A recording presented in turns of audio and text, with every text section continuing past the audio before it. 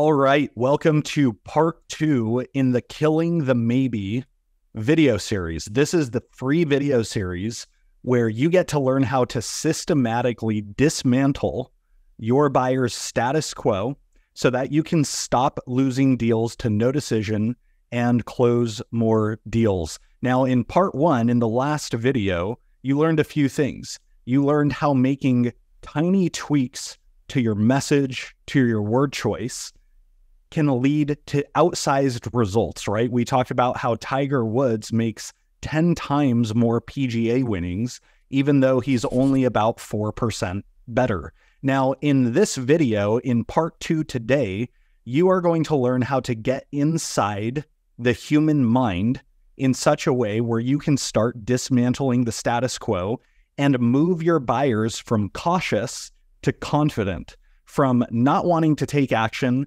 to wanting to take action, to wanting to advocate for change, and ideally wanting to move forward with your solution. Okay, so in part 2, you're going to learn the psychological inner workings of the human mind that come from behavioral economics and research in that field. You're going to learn how to use it in mid-market and enterprise selling environments. And after you start to master some of these concepts, in video 3, which is going to come out in just a few days, you are then going to learn how to craft a sales narrative and a sales message that rips apart your buyer's status quo and gets them to move. But you have to have the fundamentals, you have to have the foundations of the inner workings of the human mind in place first.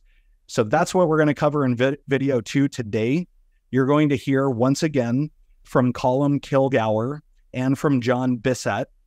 They are the world's experts in using behavioral economics to close more enterprise deals, to close more mid-market deals. I'm going to pass it over to them. Make sure you take some notes.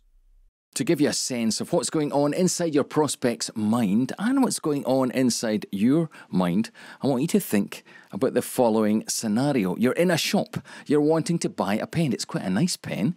It's $44. But before you buy that pen, someone taps you on the shoulder and says, you can get that exact same pen just down the road in another shop for only $29. But it's a 14 or 15 minute drive down the road. The question is, do you make the effort and make that drive for that saving? Slightly different scenario now. You're going to a wedding, so you want a really fancy outfit, perhaps a new Gucci dress or a new Gucci suit. And once again, you are in a shop and you found exactly what you want. It's beautiful and it costs $879. But once again, before you make your purchase, someone taps you on the shoulder and says, did you know in another shop, 15-minute drive down the road, you can get that exact same outfit for $864. The question to you is, do you make the journey or not? So you've probably worked out by now that the question in your head for each of these scenarios is, do I trade 15 minutes of my time driving for a $15 saving? So if you were applying pure logical, rational decision making, whatever choice you made in the pen scenario, you should still make the same choice in the outfit scenario because it's still $15 for 15 minutes of your time. However, that's not what the data reveals. Most of the time, people are happy to make the journey for the pen scenario, but they're not happy. They don't make the journey for the new outfit scenario. So perhaps we're not all logical, rational decision makers after all, and perhaps our perception of value changes depending on the situation. Now, here's a different question for you this time. A bat and a ball costs $1.10. The bat costs $1 more than the ball. Here's the question, looking for a quick answer. How much does the ball cost? Now, if you got the answer of 10 cents, then you were wrong. The actual answer, the correct answer is 5 cents. And John's about to reveal to you why most people, regardless of how intelligent they are, why most people get that wrong. So again, don't be disheartened if you got this wrong. As Callum said, it's not an intelligence test. They've asked this to a whole bunch of MIT, Princeton and Harvard students. Most people get it wrong. Why do they get it wrong? You'll find out in just a second. Before that, let's just check the math. If you still think it's 10 cents, let's just get you up to speed. Make sure everyone's happy. Here's the math. Remember, the total cost is $1.10. The bat is $1 more than the ball. If the ball was 10 cents, then that would make the bat $1.10 to have that $1 difference, which would give you $1.20, which of course is the wrong answer. If, however, the ball was 5 cents, the bat would be $1.05, which gives you the correct answer of $1.10. So why do most people get it wrong? Clever people. Well, it's because inside your head there are two separate entities, and they don't always see eye to eye.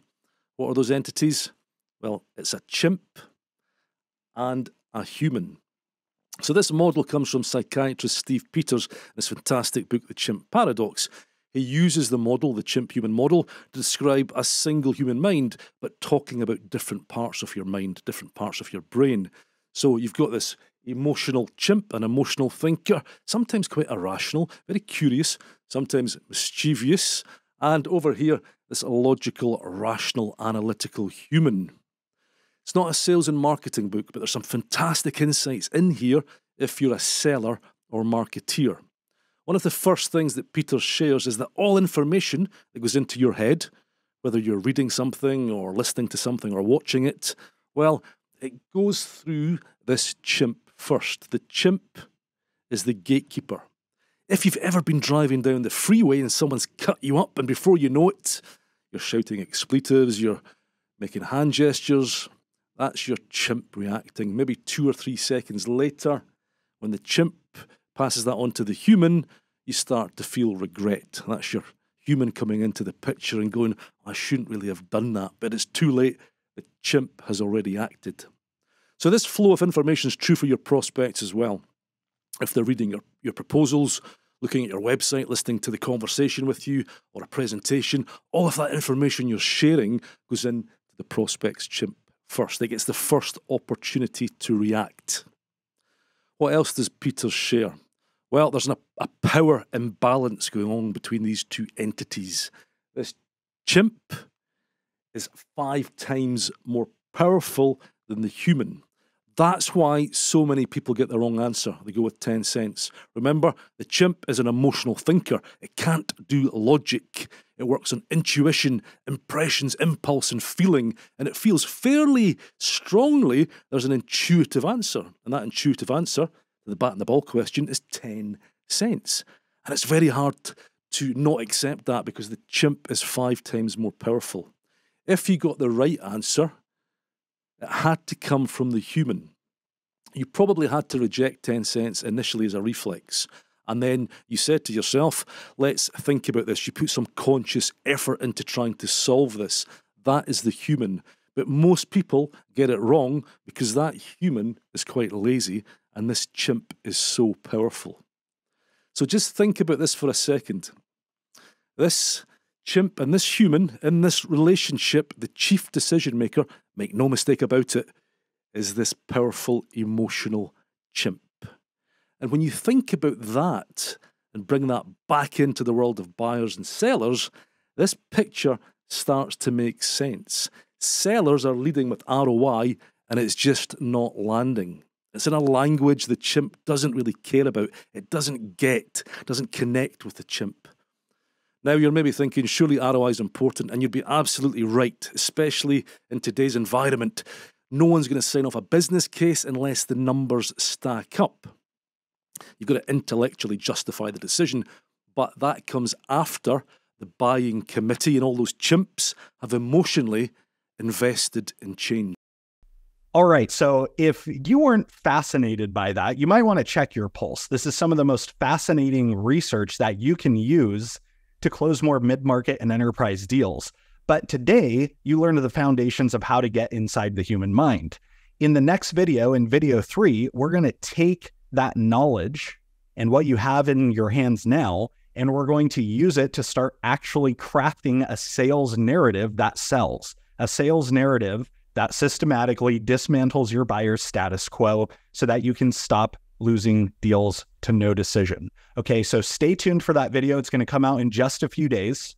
And make sure you watch it all the way through to the end, because I'm going to have a special announcement. It has to do with the fact that Colum and John are releasing a full-blown course called Killing the Maybe, coming out on August 24th. It's going to be releasing at 8 a.m. Pacific time, Thursday, August 24th. And I have several special announcements of early bird discounts and bonuses that you're going to be able to get if you sign up on the first day. I'm going to tell you more about it at the end of video 3. That's going to come out in just a few days, and I'll see you then.